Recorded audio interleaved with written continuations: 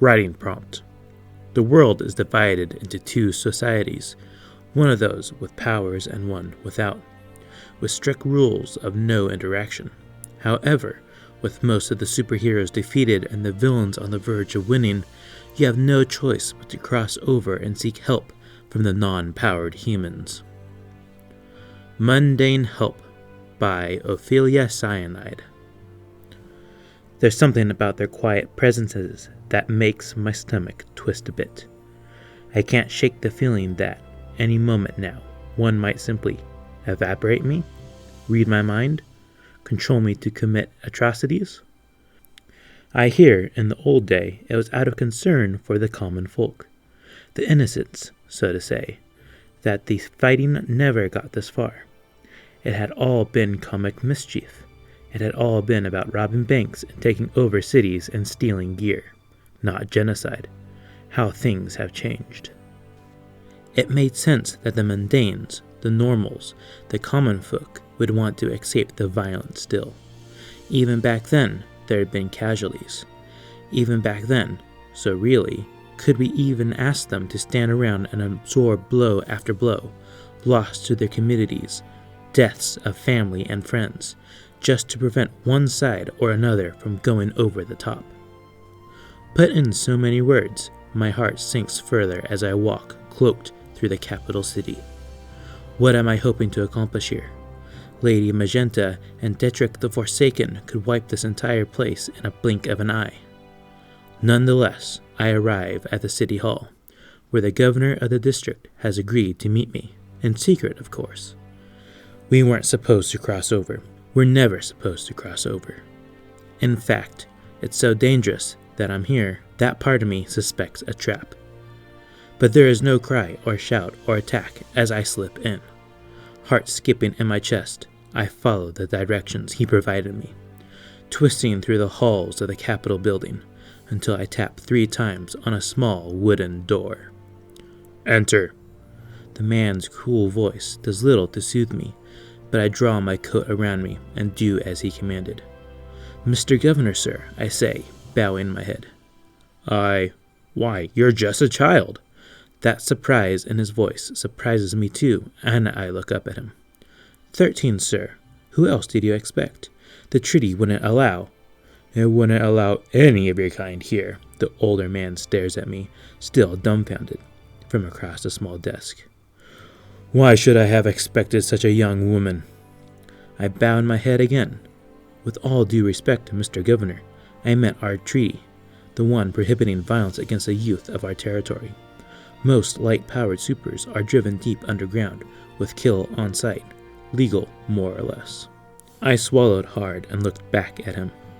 It's only the children that are allowed out in public, to shop, to get food, try to organize. We're the only reason any light powers still exist. But King Obsidian is trying to overturn the Youth Protection Act. After that, we'll all be killed.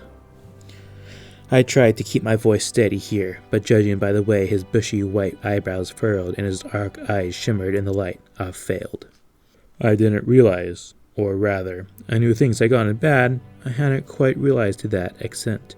Miss, I am so sorry. I don't need apologies. My voice is too hard, but I can't cry here. I need help. We need help. Part of me almost breaks and spills. How there is no help to be had. How the mundanes couldn't possibly be able to help us. How the best they could possibly do is grant asylum to our survivors. But even that would violate the treaties between the supers and the mundanes, lead to more widespread death. There's nothing they can do. I'm only here because I was appointed by Legislative Lucrative to come. Because she vouched for me on the eve of her 18th birthday. Because she died the next day, leaving me with nothing but respect for her legacy and a bitter, hardened cause in my chest. To my surprise, the governor sighs, but not with defeat. I'm not sure how you found out, he said, but then again, I suppose if things have gotten bad, it could make sense. What did you say your powers were again? I close my eyes and will my flock to come to me. Not every super has the power of fire or death or psionics. Some of us have pretty little things, like my birds. After a moment, I open my eyes and look around the room, but my heart is in my throat, for no pearlescent white doves sit atop the small books and shelves in the cramped secret office. I don't understand, I whisper. I'm sorry, they should be here. The ivory heralds, my birds.